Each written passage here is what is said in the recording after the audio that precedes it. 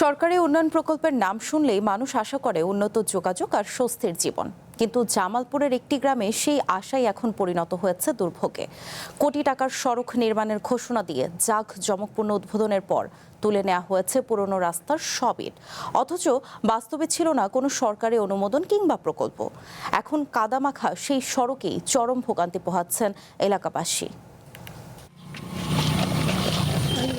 প্রায় 4,80,00,000 টাকা ব্যয়ে জামালপুর সদরের ভাঙ্গরিয়া ঘাট থেকে ময়নার মোড় পর্যন্ত 3 কিলোমিটার সড়ক পাকাকরণের ঘোষণা দিয়ে জাঁকজমকপূর্ণ উদ্বোধন করা হয়।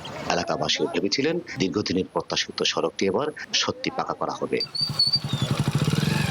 পরদিন থেকে শুরু হয় পুরনো সড়কের ইট খুলে নেওয়ার কাজ।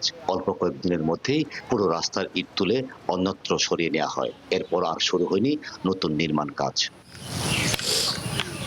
এখন সামান্য বৃষ্টিতেই সড়কটি কাদায় পরিণত হয়। শিক্ষার্থী, সড়ক, রোগী ও সাধারণ মানুষকে প্রতিনিয়ত চরম ভোগান্তি পোহাতে হচ্ছে। জরুরি প্রয়োজনেও যানবাহন চলাচল প্রায় অসম্ভব হয়ে পড়েছে। ইটের সঙ্গে আসলে ইটের সঙ্গে ভাইঙ্গে নেতারা কনকদার বেচাকিনি করছে। সবাইকে বলছে যে এটা পাকা করে দেওয়া হবে, আর আমাদের সরল মানুষ সেটা বুঝে তাই সমস্ত ইট তাদেরকে উঠাইতে দিছে। ইটের সোলিং নিয়ে বিক্রি করে ফেলাইছে, এখন যাইতে কষ্ট, সময় মতো যাইতে পারি না। উগি ঘরের মধ্যে মাথা নিতে পারি না, এই আমার সমস্যা। প্যাকের জন্য জানে কাদা হয়ে গেছে গা। ঘটনার পর স্থানীয়রা খোঁজ নিয়ে জানতে পারেন এই সড়কের নামে কোনো সরকারি দরপত্র বা কার্যাদেশ ছিল না, নেই কোনো অনুমোদিত উন্নয়ন প্রকল্পও। উদ্বোধন করে পাবলিকের জিলাপি খিলায় নেতা কাতা দিয়ে ইট তুলে নিয়ে বেচা পালাইছে। বিএনপি যখন ক্ষমতা আছে এখন রাস্তা উদ্বোধন না করতে মনে পাকা স্যাংশন হয় নাই, ওরা বলতেছে যে আপনাকে রাস্তা পাকা হয়েছে গা, কোনো চিন্তা ভাবনা নাই। ইয়ের জন্য মসজিদে নামাজ পড়তে পারি না। আমাদের সরকারের কাছে একটাই দাবি, তারা যেন এই রাস্তাটা খুব তাড়াতাড়ি ঠিক করে দেয়। এমন তথ্য জানার পরেই সামনে আসে প্রতারণার বিষয়টি। পরে অভিযুক্তদের শনাক্ত করে তাদের আটক এবং পুলিশের হাতে তুলে দিতে সহায়তা করেন স্থানীয়রা।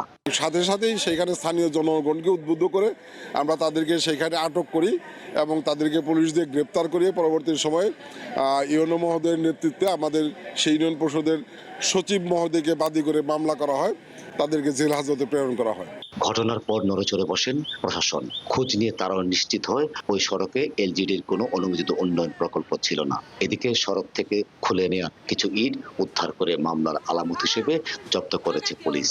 ইটগুলো যেগুলো রয়েছে এগুলো অধিকাংশই মিসিং, তবে কিছু ইট মামলার আলামত হিসেবে রাখা হয়েছে, কিছু অল্প কিছু উদ্ধার করা হয়েছে এবং আরও কিছু উদ্ধারের তৎপরতা করা হচ্ছে। আমরা অবগত হয়েছি এবং এই ব্যাপারে স্থানীয় জনপ্রতিনিধির মাধ্যমে মামলা হয়েছে এবং এলজিডির প্রকল্পের মাধ্যমে সরজমিনে পরিদর্শন করে প্রকল্প গ্রহণের জন্য ব্যবস্থা নেওয়া হবে।